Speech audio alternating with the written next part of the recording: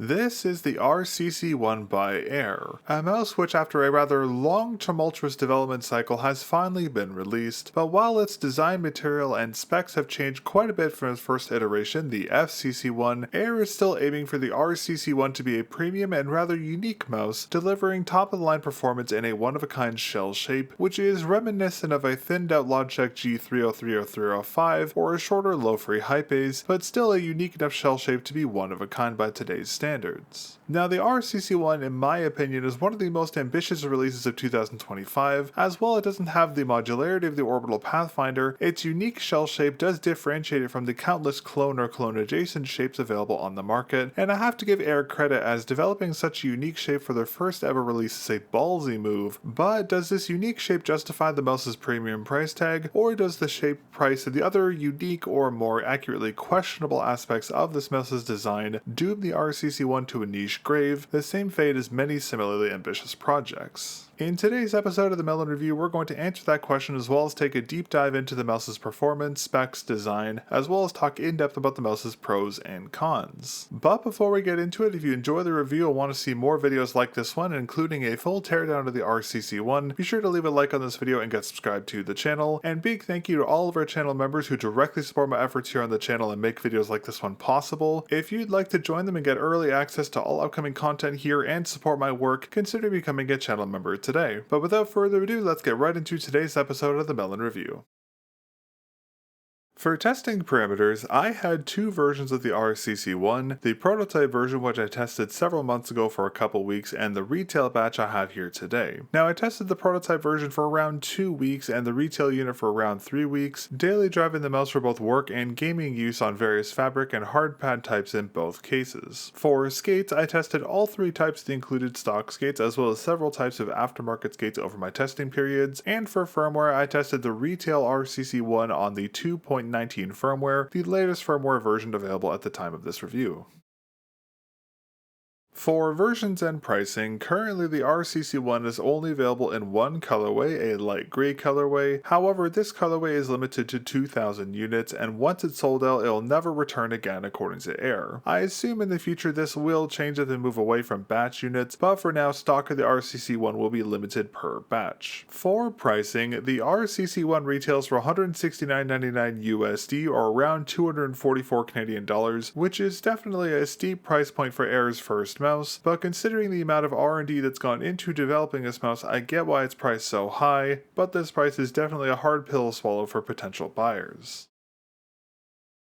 For packaging, the mouse comes in very premium packaging as the top of the box is adorned with a stencil outline of the mouse's shell on its front and back, while the base of the box lists the mouse dimensions, specs, and some other relevant information. Opening the box by sliding the top part off the base here, we're met with a cardboard insert with a metal collector's card slotted on its top. This card repeats some of the information found on the outer packaging and lists the mouse's batch number, and I have unit 313 out of 2000. Removing this insert, we'll find the mouse itself, which comes with no skates pre-installed on its flat base. As such, you'll have to install skates onto the mouse's base before you can use it, and the mouse comes with several stock skate options which we'll talk about in a moment. Next, we have the RCC-1's dongle, which is a sizable dongle, but it's surprisingly light, weighing only 12 grams, but due to its size, it does have a very large rubber base which helps to keep the dongle decently anchored, but due to its lightness, the dongle can still be displaced by heavier cables such as the mouse's stock cable. Next, we can remove the plastic frame from the base here, and tucked in the very bottom of the box we'll find a small cardboard box which houses the mouse's stock cable. Now, this cable is the expected A to C design, but it is a much thicker cable than we commonly see due to its shielding, which makes the cable incompatible with most mouse bungees, but on the plus side it does have a tilted USB-C end, which is great to see, but the cable's thickness does make this cable less than ideal for wired use, but we'll talk more about this later in this video. Next, let's circle back to that insert removed earlier, as flipping it over and pulling from the sides, we can open this insert to reveal the remainder of the mouse's accessories. The first of which is a set of stickers, which are a thicker, more premium type, and we also have a branded microfiber cloth included, which comes in handy to remove some blemishes on the mouse's shell, but we'll talk more about this later. We also have a sheet of skates included here that houses both full-size and half-size PTFE skates, which do have a blue protective film over them, so be sure to remove that film prior to use. Sadly though, these skates are the same dual-layered, softer PTFE PTFE skates we've seen included with a few mice now that are much slower and more controlled than traditional single layer PTFE skates that we commonly see included with most mice. Now despite this odd speed to them, they are usable, but they will feel a little odd compared to traditional PTFE skates. Aside from the stock skates, the mouse also includes a small sheet of 16 UHMWPE dot skates, which turned out to be my favorite type of the included skates here, as they performed very well on hard pads, but they do lack some of the feature found on other hardpad optimized skates that did hamper their performance slightly, but we'll talk more about these skates and the other included skates more in depth later in this video. Lastly, we have a user manual, which to ARYE's credit is very thorough, as it not only lists the mouse's specs and how to configure the mouse via its onboard controls, it also has QR codes that link to ARYE's support page and the mouse's driver download page. And lastly, for warranty, the RCC-1 comes with a 1-year warranty provided by ARYE, and you can find all the terms and conditions for said warranty on their website.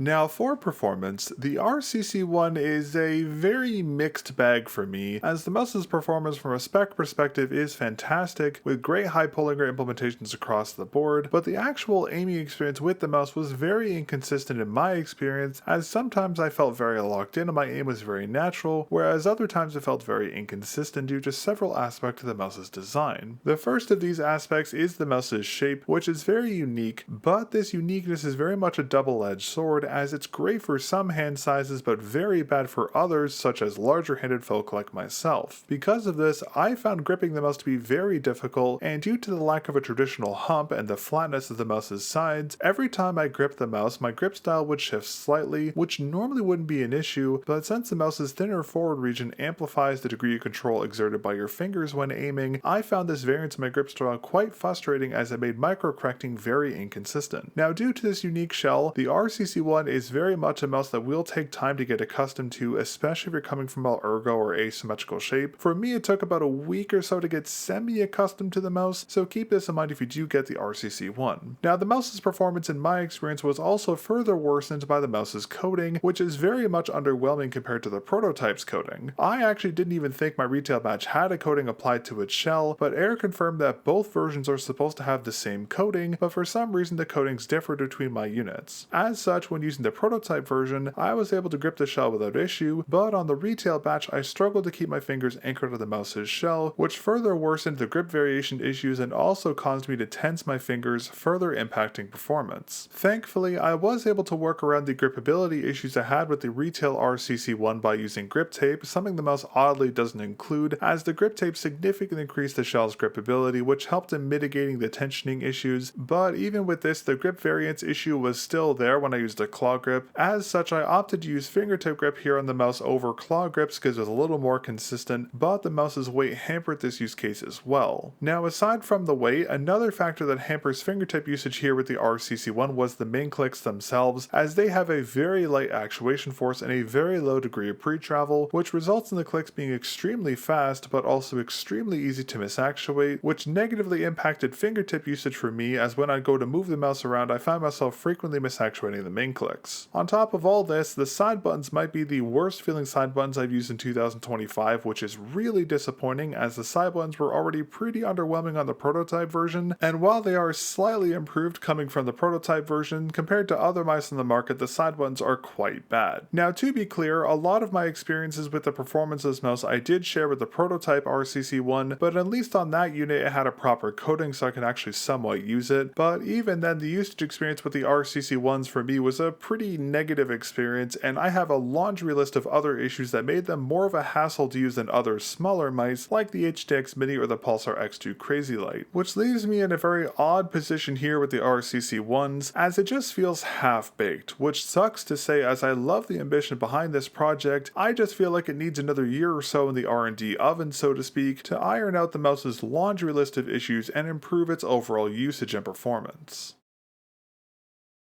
As a preface to this segment, keep in mind that my RCC-1 units were sent to me directly by ARYE. That said though, in terms of build quality and QC, just like the mouse's usage experience, this aspect of the mice is another mixed bag. Firstly, in terms of build quality, to ARYE's credit, the mouse's shell is very well built, as the carbon composite upper shell is rigid with no creaking or flexing anywhere on the shell, an area that was significantly improved coming from the prototype version, which had some creaking caused by an alignment issue between the top and base shells. And to their credit, the mouse's mouse's internal build quality is also quite good too, but the mouse uses Torx screws for its base, which is a confusing decision, but despite this, the internals are well designed, albeit uniquely like the rest of the mouse, and the PCB soldering is good too with no noticeable issues. However, one very questionable aspect to the mouse's design is the battery's anchoring. Now, the battery is centrally positioned in the mouse's shell, but it's anchored to the top shell by a small adhesive pad which sticks onto these two ridges, and the base of the battery is held up by two foam pads which rest up against the mouse's PCB. This is without a doubt the sketchiest battery install I've seen to date, and I have some serious concerns about this battery coming loose over time, as its adhesive doesn't have much if any surface area to anchor onto. Personally speaking, I definitely think ARYE should have developed a much better anchoring point for this battery, like a clip or a bracket or just some kind of support. They could have even installed the battery towards the rear of the shell, as there is ample space to install it there. Now, aside from the mouse's interesting design, QC is another issue area, as while the mouse's buttons have been improved from the prototype versions, reducing their play and travels, the side buttons, as mentioned earlier, still feel quite cheap, which is really disappointing for such an expensive product. The main clicks, on the other hand, are very well implemented, but again, they are very light in terms of their actuation weight, and to ARYE's credit, the scroll wheel is also very well implemented, which is something I can't say for a lot of brands. However,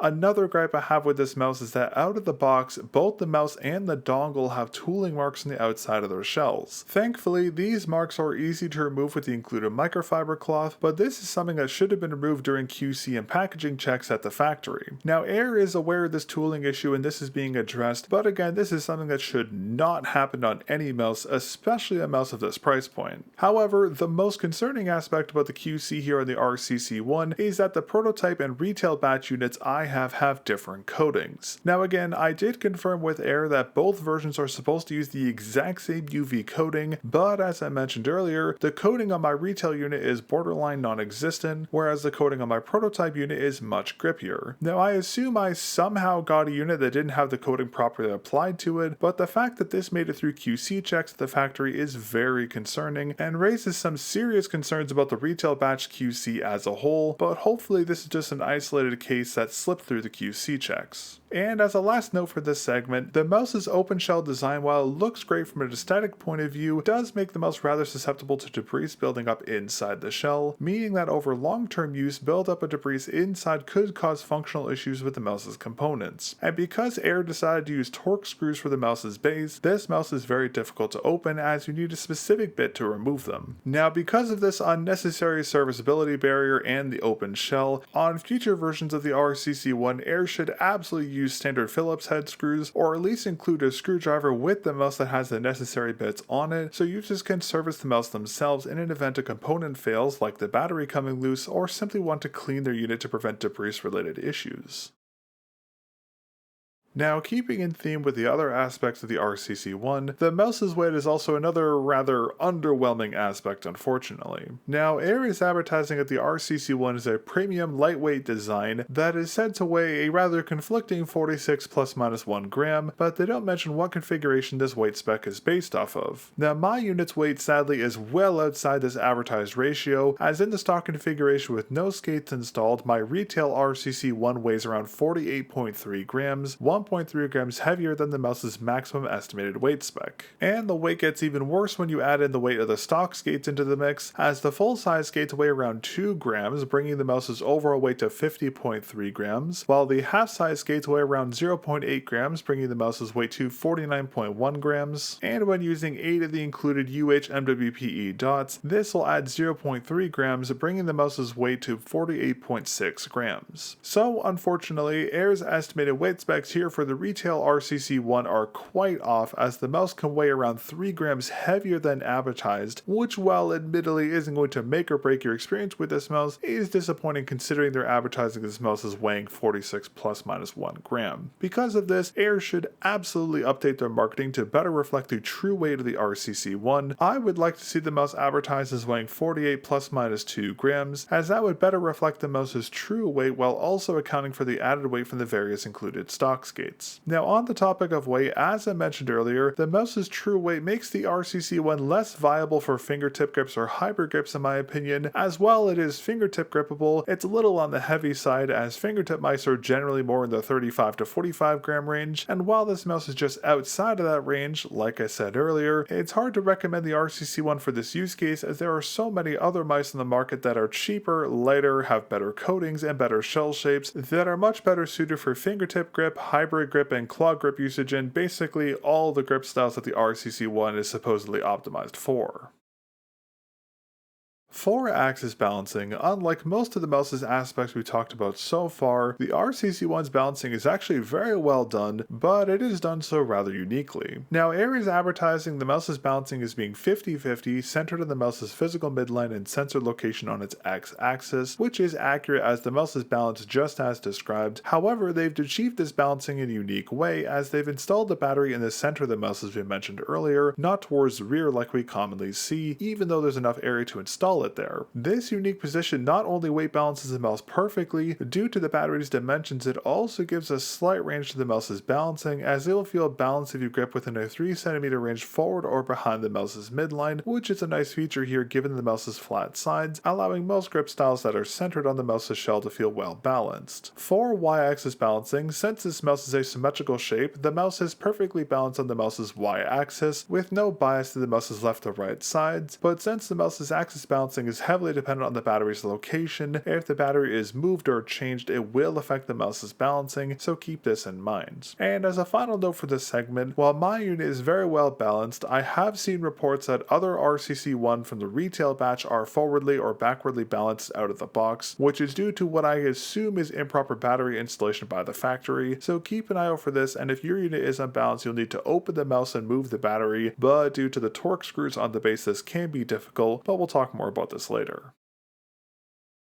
For shape, as I've mentioned several times in this video already, the RCC-1 is a very uniquely shaped mouse, which is intentional as ARYE is advertising this mouse as not being a clone of any other shape on the market, which is refreshing to see, but the uniqueness and nicheness of this shape does impact the mouse's usage experience as I mentioned earlier. But despite the uniqueness, the RCC-1 still falls into the symmetrical shape category despite it looking very different from other symmetrical mice on the market, and the shell is right-hand optimized. However, technically speaking, the shell is ambidextrous, but left-handed users won't have access to the side buttons. Now, in terms of similar shapes, as I mentioned earlier, the only rough analog I can give to the RCC-1 would be the Logitech 303 and 305. However, both of those mice are wider and taller than the RCC-1. Funnily enough, the closest shape I could find to this mouse was the low-free Hypeace, a very niche mouse I reviewed a couple months ago, but again, the RCC-1 is thinner and shorter than the Hypeace's unique shell. Now, for specific dimensions, the RCC-1 measures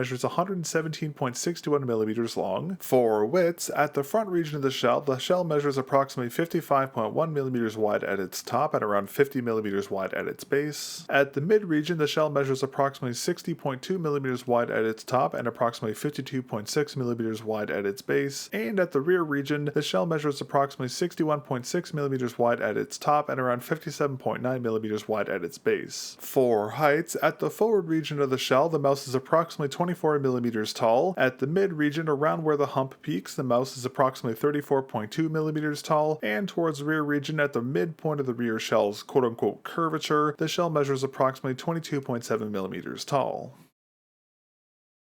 For shell profiles, looking at the RCC-1 from the top, we can best see the mouse's unique shell shape, which I'd best describe as a symmetrical teardrop shaping, having a thinner forward region which gradually widens towards the mid-end region of the shell, and then curves inward thinning out, creating the aforementioned teardrop shaping. Flipping the mouse over and looking from the base, we can again see the mouse's teardrop shaping. However, from here, we can see that the base is much thinner than the top region, specifically towards the mid-forward region of the shells due to the aggressively tilted side profile. Flipping the mouse back over and looking at it from its sides, we can best see the shell's profile, which again is very unique as the shell is much thinner than any other mouse's shell I've seen to date, with a hollow hump that peaks towards the mid-rear region of the shell, which melds into the wider rear region. However, the quote-unquote peak of this hump is these two thin support ridges that connect the rear region of the top shell to the mid region, and aside from these ridges, the rear shell is mostly flat and much thinner. Turning the mouse over to the front, we can best see the mouse's front front shell profile, which as I mentioned earlier is thinner than the rest of the mouse's shell, and this shaping also applies to the shell's buttons, uniquely giving them a very odd fin-like shaping, but we'll talk more about them in a moment. From the front we can best see the mouse's side profiles, which as I mentioned earlier are very aggressively inwardly tilted. Now unlike most symmetrical mice that commonly have an hourglass-like curvature to their side shell profiles, the side shells here on the RCC-1 are completely flat throughout their forward to mid regions and maintain their angling and flatness all the way towards the end region of the shell, where they invert to match the shaping of the rounded rear shell. Speaking of the rear, flipping the mouse over looking from the back, we can best see the unique rear shape of the RCC-1, which due to its hollow top shell hump looks very different from a traditional symmetrical mouse, as since the peak of the shell is those support ridges, the rear shell's profile is mostly flat. As such, I define the mouse's shaping towards the rear here more as a U-like shaping, as since the hump is hollow, the shaping of the sides more accurately define the back shaping, and as you can see here, since the rear region of the shell makes up the widest region of the teardrop shaping, the rear shell here is very wide, which further exaggerates its U-like shaping.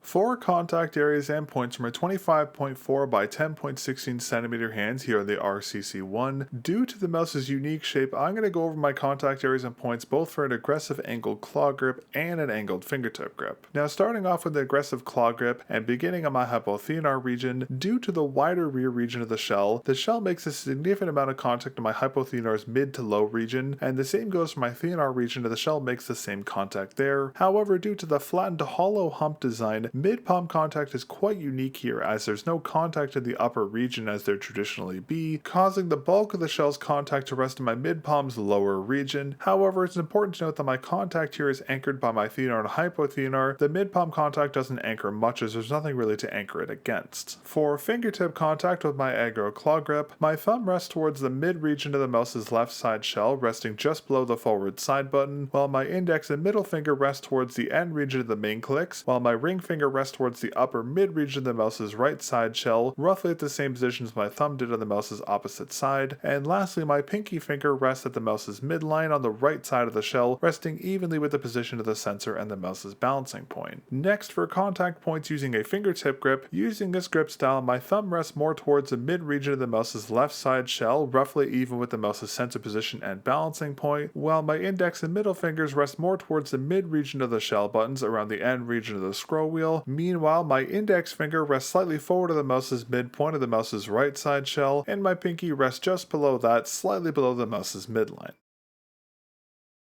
Now for hand size and grip style compatibility here for the RCC-1, ARYE advertised that the mouse is designed for claw and hybrid grip styles, however they don't specify what hand sizes the mouse will be best suited for, and as I mentioned earlier, depending on your hand size, your usage experience here on this mouse is going to vary significantly. For hands measuring approximately 15.2 to 16.5 to 16.5 by 17.8 centimeters, the mouse will likely be best suited for palm grips, but due to the hollow shell hump it might not be compatible from a comfort point of view. For hands measuring approximately 16.5 to 17.8 by 17.8 to 19.1 centimeters, the mouse will be best suited for palm grips and claw grips, but again the hollow hump will impact the palm grip usage. For hands measuring approximately 17.8 to 19.1 by 19.1 to 21.8 centimeters, the mouse will be best suited for claw grips. For hands measuring 19.1 to 20.3 by 21.8 to 22.9 centimeters, the mouse will be best suited for claw grips again. For hands measuring approximately 20.3 to 21.6 by 22.9 to 24.1 centimeters, the mouse will be best suited for aggro claw grips. For hands measuring 21.6 to 22.9 by 24.1 to 25.4 centimeters, the mouse will be best suited for aggro claw grip and fingertip grips. And for hands measuring approximately 22.9 to 26.7 by 25.4 to 29.2 centimeters, the mouse will again be best suited for aggro claw grips and fingertip grips. But as I mentioned earlier, while the RCC-1 can be fingertip gripped, the weight worked against this grip style, making its experience less ideal compared to claw grip usage. But as always, these are very rough estimates, and the actual hand size and grip style compatibility for the RCC-1 will vary from person to person. So if you're considering this mouse, I'd recommend measuring the length of your hand from the tip of your fingers to just below your wrist line, and the width of your hand by measuring the width of your knuckles, excluding your thumb. And you can use your measurements to estimate if your hand size and grip style is compatible with the mouse, but again, keep in mind that the hollow top shell will impact impact palm grip usage, and fingertip usage isn't ideal with this mouse due to its weight, making this mouse more suitable for claw grips with medium-sized hands, but again, depending on your hand size, the compatibility with this mouse will vary significantly.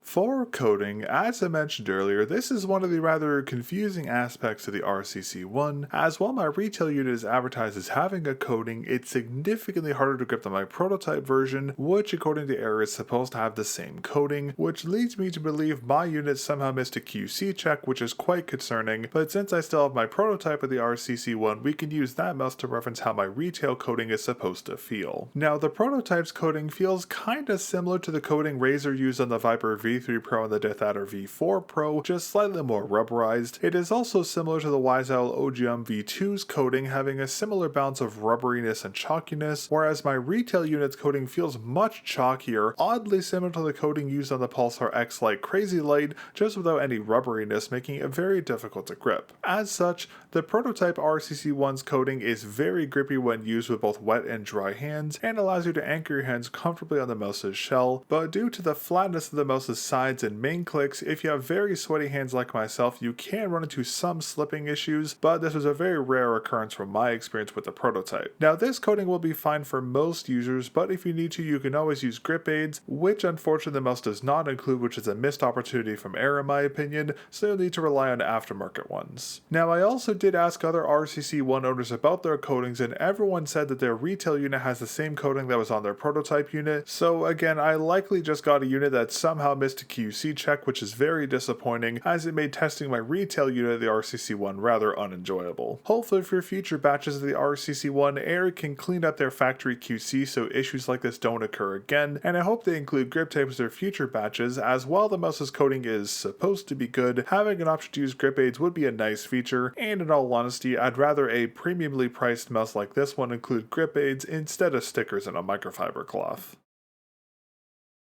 For main clicks, the RCC-1's buttons, due to its unique shell shape and height profile, are a very interesting design, reminiscent to the design of the main clicks we saw in the low-free Hypace in their shaping, just flattened here in the RCC-1, which is a notable aspect as the buttons are completely flat across their entire surface, matching the shell's forward curvature, which is actually a really nice attention to detail, as the flat click design allows for easy finger placement anywhere on the shell buttons. Now, it's worth noting there is an ever so slight convexness to the mouse's main clicks, but it's so slight it doesn't impact the button's gripability or usage in any significant way, and the only reason I'm even mentioning it is just to be thorough. On the topic of gripability, the shell buttons share the same coating as the rest of the mouse's shell, which does make the buttons quite grippable, but due to their flatness, sometimes you can experience slippage if you have very sweaty hands like you could with the rest of the shell, but you can resolve this with grip aids in the rare circumstance you do have this issue. Now, for stabilization, as I mentioned earlier, this is another aspect that has been improved coming from the prototype batches,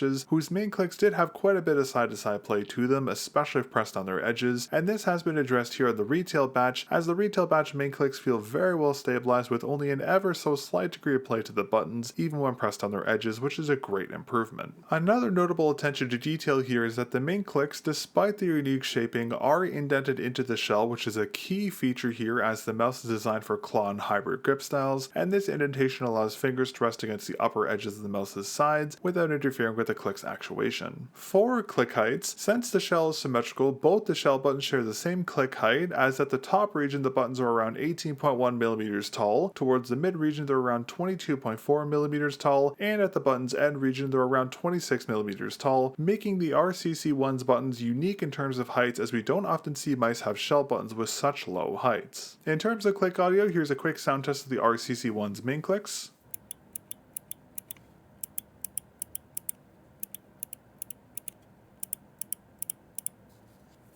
Inside, and as you can probably tell by the sound test, the RCC-1 is using mel0n switches for its main clicks, specifically the D2FP-F2N SKU, the Chinese variant, which have the expected cycle rating of 7 million cycles. These switches, as I mentioned earlier, are on the lighter side for an mel0n switch, having an actuation weight of around 55 to 60 grams. Now, this is true for the forward to mid region of the mouse's buttons, but as expected, towards the end region of the buttons, the actuation weight will increase to more around the 60 to 65 gram range, while you'll only experience this heavier click if you actuate the buttons at the very ends. But as I mentioned earlier, due to the main click's design and their borderline non-existent range of pre-travel, the main clicks are very light to the extent where they can be very easy to misactuate, specifically if you fingertip grip the mouse, so keep this in mind if you plan on using a hybrid or fingertip grip here on the RCC-1, as the main clicks can be a bit of an issue area. Now in terms of travel, as I just mentioned, both the main clicks have an insanely low degree of pre-travel, arguably the lowest range I've ever seen on a mouse to date, and to complement that, the clicks have a very low range of post-travel as well, and both the main clicks have a great snappy rebound to them, which we can attribute to the button's anchoring as well as the switches, which makes the main clicks very responsive and spammable. However, while the main clicks are well implemented given the mouse's unique design, I did want to highlight one issue I ran into with my unit, as I had several occurrences of my mouse slam clicking, which I initially thought was a mechanical error with the switches, but this turned out to be an issue with the mouse's debounce filter, as my unit was defaulted to 2ms, not the intended 4ms. Now once I bumped the filter to 4ms, I never had any further issues, so if you get an RCC-1, make sure to check the debounce filter in the software and make sure it's set to 4 milliseconds or above to make sure you don't run into any slam clicking issues with the main clicks.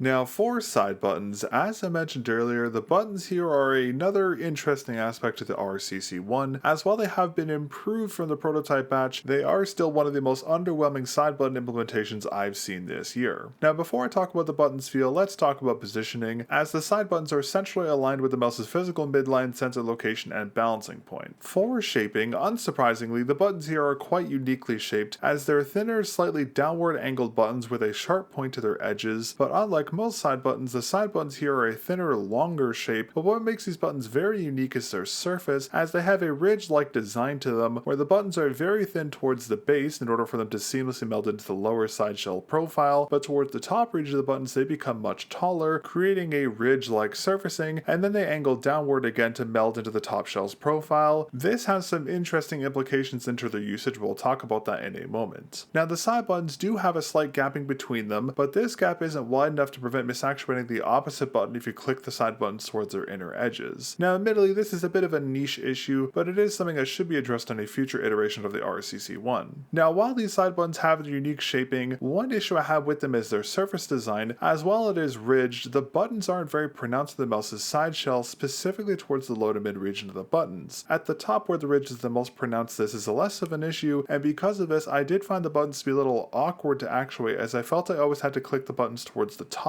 not in the middle-low region, to get a consistent feel on them, which definitely hampered their usage. But one positive aspect to the side buttons is that they appear to be sharing the same coding as the rest of the RCC-1 shell, which when combined with their larger surface area does help make the buttons decently grippy, but again the button shaping does work against this aspect. Now coming from the prototype version, ARYE has improved the side buttons quite a bit, as the prototype side buttons had a longer than intended degree of pre-travel, and they also had a lot of wobble to them, and such after the fixes, the side buttons here in the retail version have been tensioned much better and there's much less play to them, which does make them feel better, but they're still quite underwhelming sadly. In terms of click audio, here's a quick sound test of the RCC-1 side buttons.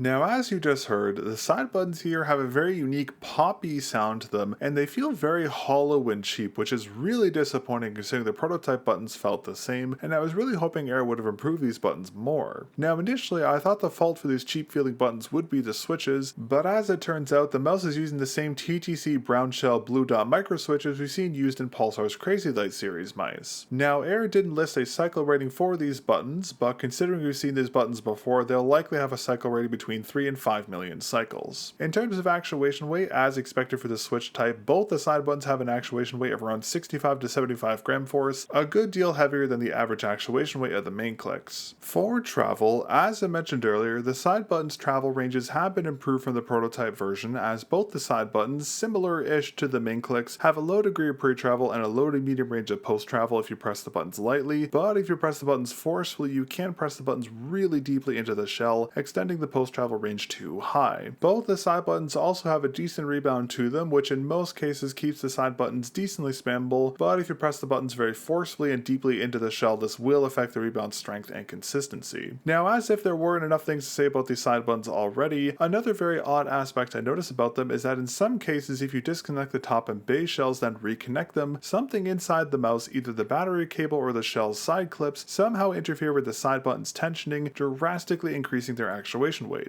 So keep this in mind if you open your mouse and clean it or mod it, as you'll need to be careful not to screw the side buttons when you put it back together, and I'll talk about how to avoid this issue in the RCC-1's teardown video, which will be releasing soon, so be sure to get subscribed for that video. And lastly, just to circle back to the weirdly cheap feel and sound of the RCC-1 side buttons, to be thorough, I removed the side button PCB to check the switches and compare them to the ones inside the Pulsar X-Lite CL, and the side button switches felt and sound exactly the same as the ones in the X-Lite, which leads me to assume the reason for the buttons feel is the buttons themselves, as either their walling is too thin, the material just has poor acoustics, but regardless, the side buttons, while they are improved from the prototype batch in some regards, are definitely a weak point here in the RCC-1 and fall well below expectations for a mouse at this price point. Next, let's talk about the RCC-1 scroll wheel, which is a bright spot so to speak, as it's actually very well implemented. Now, the wheel itself is a magnesium wheel which has a raised linear texturing running across its surface, and also, just like the magnesium wheels we saw included with the Orbital Pathfinder, the wheel here is a much wider wheel than we commonly see, which allows the wheel to be quite grippable and easy to utilize, despite the wheel not having a rubber texturing. Another great attention to detail about the wheel is that due to the flatness of the mouse's forward region, the wheel is quite pronounced from the top shell, allowing for a slightly wider scroll range here than we commonly see on most symmetrical mice. Now inside, the mouse is using the TTC Gold Dustproof 7mm encoder, which is an encoder we've seen used on countless mice this year, but the implementation here is quite good as the encoder's scroll points are decently pronounced, allowing the wheel to be quite controllable, and over my testing I didn't experience any over-scrolling, accidental scrolling, or any other issues with the mouse's scroll wheel encoder. Now for the scroll wheel click, the mouse is using the Wando Black Shell Blue Dot switch, which I haven't seen used for a wheel click since the Pulsar X2V2 and X2H. Now this is actually a good thing in my opinion, as the full size switch isn't a pillar or micro switch, which gives the wheel a more normal feel to it and a much longer cycle rating than we commonly see for scroll wheel switches, as it's rated for 7 million cycles, the same rating as the main clicks. For actuation weight, the wheel click is on the heavier side due to the full size switch being around 70 grams, which is expected as the X2V2 and X2H's scroll wheels had similar weights, but this heavier weight still allows the scroll wheels to be consistently actuated, and since it's using a full-size switch, the wheel has a great snappy rebound which is much more responsive than the pillar switch's rebound we commonly see used. The only critique I have with the wheel is that some users might not like the feeling of the magnesium wheel, so having an option for users to purchase an RCC-1 with a traditional plastic wheel with a rubber texture on it would be a nice option, but the current implementation is totally fine.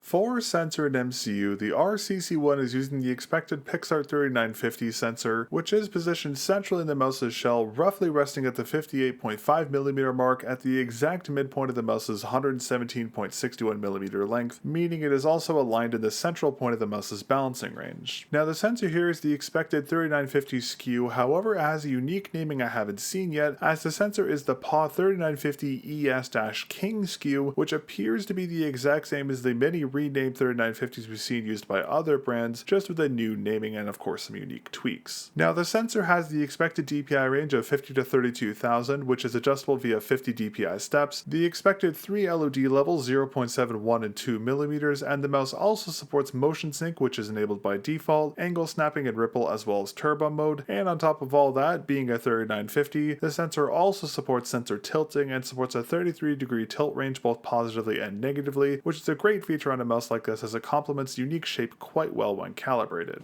And for MCU, the mouse is using the expected Nordic NRF 52840 MCU, and the mouse's receiver uses the Nordic NRF 52820 for its MCU, the expected MCU SKU, and it performed perfectly fine over my testing. Now, while the mouse's current sensor position, sensor, and MCU combo works well, there is room for improvement here, as not only would it have been nice to see the RCC-1 use the superior NRF 54H20 MCU, which is significantly more power efficient than the 52840, it also would have been nice to see the RCC-1 utilize a more forward sensor position, as a forward sensor position would have complemented the mouse's unique shape a little more than the centered one in my opinion, but despite this, the mouse's current implementation is by all means fine, but I do hope ARYE experiments with some different sensor positions on future batches of the RCC-1.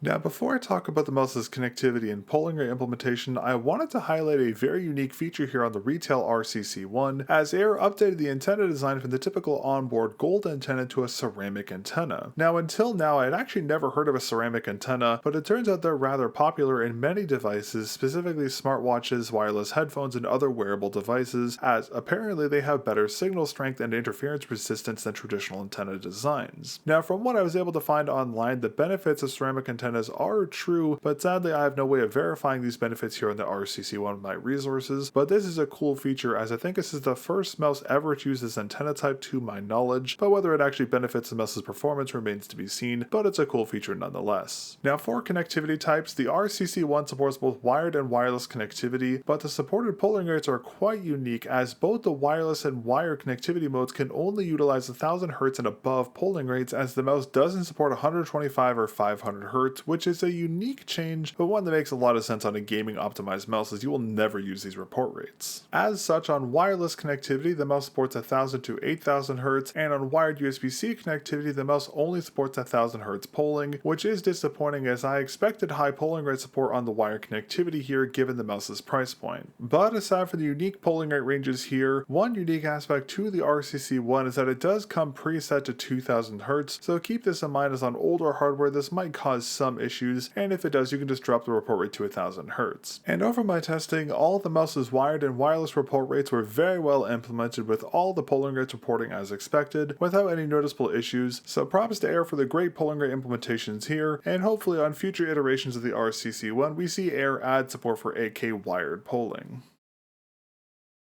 For battery, the RCC-1 uses a 300 mAh battery which uses a 1mm JST connector, which as we talked about earlier is loosely connected to the top shell and held in place, and I use that word loosely and pun intended, by two foam pads that rest against the mouse's PCB. Now I've already talked about this, for lack of a better word, sketchy battery mounting, which again I have some serious long-term concerns about, and since the battery is the crux for the mouse's balancing, if this battery comes loose, is moved or replaced with a battery of differing dimensions or weights, the mouse's balancing will be skewed. As such, I advise against touching the battery as much as possible, and if it does come loose, make sure to test the weight balancing of the mouse before you put it back together. Now aside from the battery's interesting mounting, ARYE advertises that the RCC-1's runtime with this 300 mAh battery will be around 88 hours on 1K Hz, 24 hours on 4K Hz, and 18 hours on 8K Hz, and these estimates are based on constant motion, at least according to ARYE. Now in normal circumstances, I give you my estimated runtimes for the mouse, but unfortunately I ran into a lot of issues trying to test the mouse's battery life, as every time I ran my testing I got differing values on 1K and all the other report rate. That said though, 1K Hz was by far the worst one, as the estimated runtimes range anywhere from 173 hours to 70 hours. So sadly I'm unable to give any estimates with the RCC-1's runtime, but if in the future ARYE does patch this software issue, I'll redo my battery testing and post those results down below.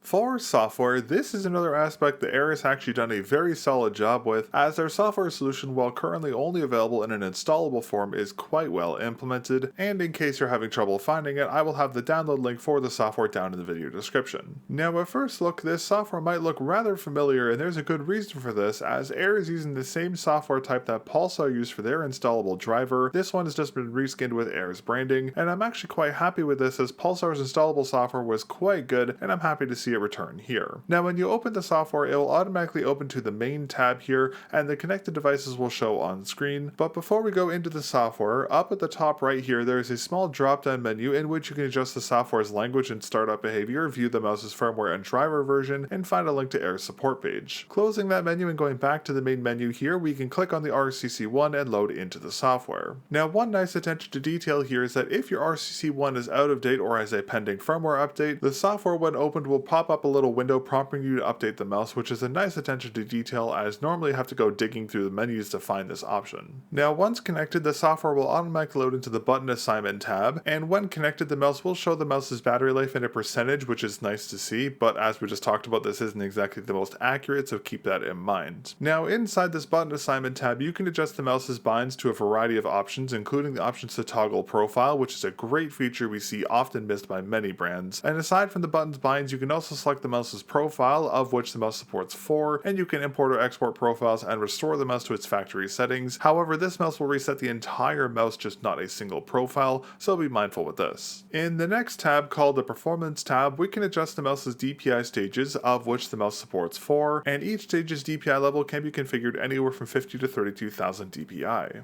Below the DPI options, you can adjust the mouse's polling rate, which on wired will be locked to 1000 Hz, and on wireless it will be adjustable between 1000 and 8000 Hz, and below that you can also adjust the mouse's LOD levels between 0.71 and 2 millimeters. And in the last tab, called the Advanced tab, we can enable or disable motion sync, which will be on by default, angle snapping, ripple, and turbo mode, as well as adjust the mouse's auto sleep timer from 10 seconds to 30 minutes, and adjust the mouse's debounce filter, which should be set to 4ms by default to prevent slam clicking issues, but as I mentioned earlier, my mouse defaulted to 2 milliseconds for some reason. And in this tab, we can also enable the mouse's sensor tilt, which supports tilting of 33 degrees both positively and negatively. Now, oddly enough, there isn't a macro editor that I can find here in the RCC-1 software, which is an interesting choice, but I assume that'll be added down the line. Now, while there aren't any additional tabs here, once the mouse is connected, that drop-down menu we talked about earlier will have some additional options, as it will now show any pending updates for the mouse and show a link to Windows mouse settings and a button to initiate the dongle repairing process. But overall, the RCC-1 software is pretty solid. It is lacking a couple of features, but it's overall well implemented. But given that web drivers are the new standard, it'd be nice to see ARYE release a web driver for the RCC-1 of their future mice in the future.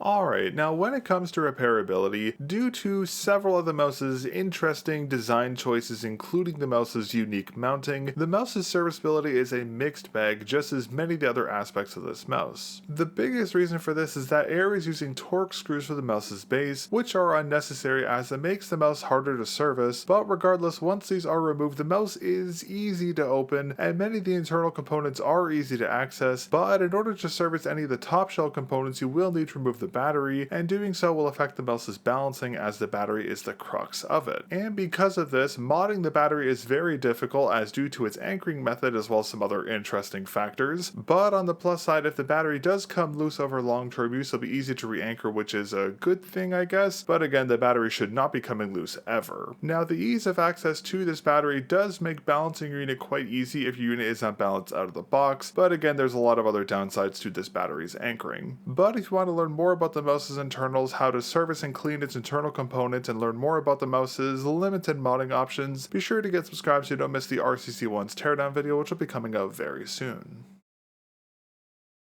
Now for stock skates, as mentioned in the unboxing segment of this video, the RCC-1 includes 3 types of stock skates, but sadly these included types are very much like the other aspects of this mouse, a mixed bag in terms of performance. Now the first included types are the full-size and half-size skates, both of which are the same dual-layered, softer PTFE material skates we saw included with Wise Owl's mice. Now these skates are by all means fine, but due to their softer surface material, they are slightly more controlled than a single-layer PTFE skate we traditionally see included with most mice. Because of this, the full-size skates are a little controlled for my taste, and their uneven surface area makes the skates feel quite odd. The half-size versions, on the other hand, felt much better due to their smaller size and their more balanced surface area, which allowed them to feel and perform decently, but again, due to their unique material, they will be more controlled than most half-size PTFE skates. Now these skates, due to their layering, do have an anti-collapse filling, which due to the softer material makes sense as the filling prevents the skates from collapsing over long-term use, but these skates are only usable on soft pads as hard pad surfaces will wear down the softer material extremely quickly, so if you plan on using the fuller half-size stock skates, make sure to only use them on soft pad types. For the third option, ARYE has included a small sheet of 16 UHMWPE dots, which unlike Pulsar's UHWMPE dots we saw included with the X-Lite Crazy Light, have a rounded surface to them that gives these dots a much smoother glide on hard pad surfaces, which is great to see, but these dots do lack a buffering layer between the skate and their adhesive layer, meaning that these dots can be a little loud on some hard pad types, but despite this, these dots performed really well on all the hard pad types I tested. However, it's important to note that due to their nature and their smaller size, these skates are not ideal for soft pads, so if you plan on using these skates, make sure to only use them on hard pad types, and out of all the included skates here with the RCC-1, this was the best type in my opinion, but again, these and the other included skates fall short compared to aftermarket aftermarket offerings. Now, circling back to the included PTFE skates, while these skates are fine, I much would have rather seen ARYE use traditional single layer PTFE skates here instead of these layered ones, and having a buffering layer on the UHMWPE dots would have been nice to see as well, and because of this, over my testing, I opted to use aftermarket skates here in the RCC-1. However, the usage of aftermarket skates was another disappointing aspect to this mouse due to the mouse's base. As while it is completely flat, which is a great thing to see, the base isn't solid as a significant amount of the base has been cut out for what I can only assume is weight optimization. Now, weight optimizing a base is fine, but the problem is that ARYE has cut so much of the base out, particularly towards the top and bottom of the shell, the area where you can install aftermarket skates is minimized significantly, which makes it very difficult to install, position, and properly anchor many types of aftermarket skates, including the stock UHWMPE dot, meaning that if you plan on using aftermarket skates instead of the lackluster included ones, your experience here in the RCC-1 is going to be pretty disappointing. Now, to be clear, I'm fine with the center of the mouse's base being empty as it matches the aesthetics of the top shell. However, the upper and lower areas of the base shell being hollowed out so much is such an amateur mistake in my opinion. Now, if the mouse had a true lightweight design as the mouse is advertised, I'd be able to justify the base design a little more, but seeing as this mouse in a stock form with no skates weighs 83.3 grams, the weight reduction from this cut base isn't justified at all and hampers the mouse's usage more than it benefits it, as again it is very hard to use aftermarket skates here in the RCC-1. Another downside to this base is modding potential, as if you plan on modding the mouse's battery and don't want to install it on the sketchy mounting area, you can install it towards the empty rear region of the shell, but due to the open base, the battery's adhesive will poke through the bottom, which will cause other issues. As such, on a future iteration of the RCC-1 and any of ARYE's future mice, I'd much rather see the top and rear regions of the base be solid or at least honeycomb, as that significantly improves the mouse's aftermarket skate compatibility, and I'd like to see ARYE use traditional single layer PTFE skates instead of these dual layered ones, and having included UHMWPE dots with a buffering layer would have been a nice accessory to see as well considering the unit's price.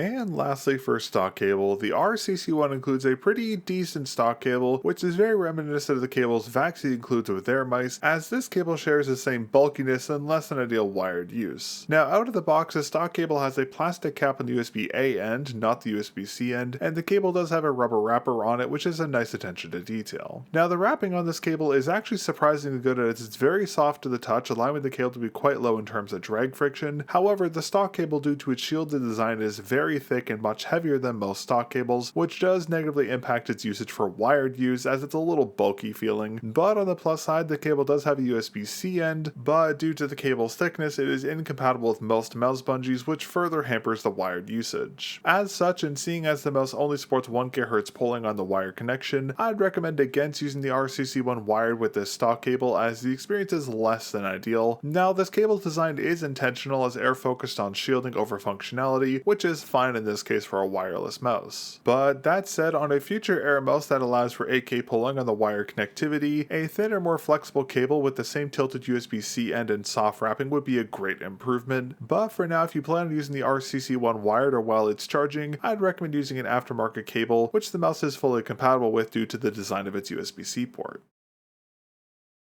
Alright, well in closing, overall the RCC-1 sadly is a very confusing mouse. Again, I love the ambition behind this project and I think ARYE is on the right track so to speak. However, this mouse is currently a mess to be frank. And I get the feeling this mouse was rushed as I truly believe it needed another year or two in the R&D oven so to speak, as while the current version has some positive in terms of its unique shape and performance and the unique ceramic antenna, there is a literal laundry list of issues which I don't even want to repeat here as I feel like a beating a dead horse. And because of this, sadly, the first batch of the RCC-1 with its unique shape is, in my opinion, doomed to a niche grave, as this is a mouse I cannot recommend in its current state. But that said, I am hopeful that ARYE can iron out all the issue areas here in the RCC-1, as I do think with some revisions and fixes, this mouse could be a very solid offering, but we'll have to wait and see what ARYE has planned for the RCC-1 and their other mice they're teasing on their website. But with that, that's all for today's video. Thank you very much for watching, and a big thank thank you to all of our channel members who make what I do here on the channel possible. If you'd like to support my efforts with these in-depth reviews in the Teardown project, consider becoming a member here on YouTube, as that is the best way to directly support the channel, and being a channel member also gives you early access to all upcoming content. So if you'd like to support what I do here, become a channel member today, and thanks again for watching my review of the ARYE RCC-1, and I'll catch you all in the next episode of the mel0n Review. Peace.